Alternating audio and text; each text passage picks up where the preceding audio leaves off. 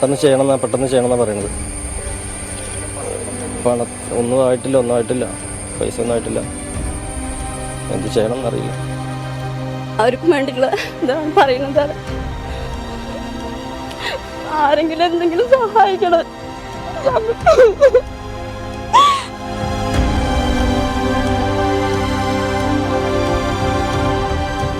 നാളെ അടിയന്തരമായി ശസ്ത്രക്രിയ വേണം. പണം കെട്ടിവെക്കാൻ ഇതുവരെയും ആയിട്ടില്ല. 1 മാസം മുൻപ് മഞ്ഞപ്പിത്തം മൂർച്ഛിച്ചതിനെ തുടർന്നാണ് കുട്ടി ആശുപത്രിയിലാവുന്നത്. കരൾ മാറ്റിവെക്കുകയല്ലാതെ മറ്റു പ്രതിവിധിയില്ല എന്ന് ഡോക്ടർമാർ. എൻ്റെ ആങ്ങളേൻ്റെ മോള് ഇവിടെ അമൃത ഹോസ്പിറ്റലിൽ അഡ്മിറ്റാണ്. അപ്പോൾ നല്ലൊരു ഫണ്ട് വേണം.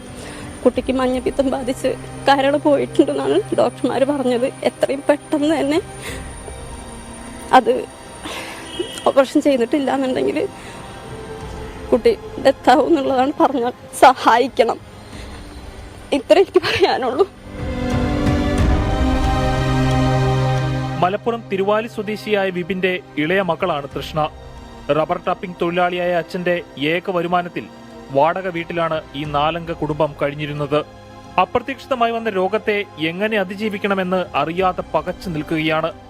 ഇനിയിപ്പോൾ അതിന് ഭീമമായ ഒരു സംഖ്യ കണ്ടെത്തേണ്ടതായിട്ടുണ്ട്.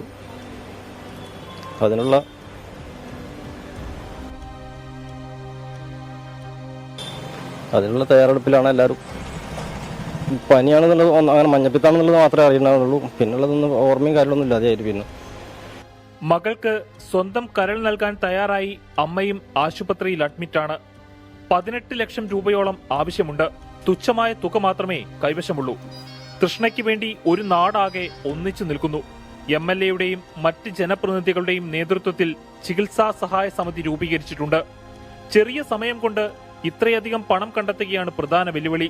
തങ്ങൾക്ക് മുന്നിൽ സഹായത്തിന്റെ കൈകൾ ഉയരും എന്ന പ്രതീക്ഷയിൽ നിറകണ്ണുകളോടെ കാത്തിരിക്കുകയാണിവർ.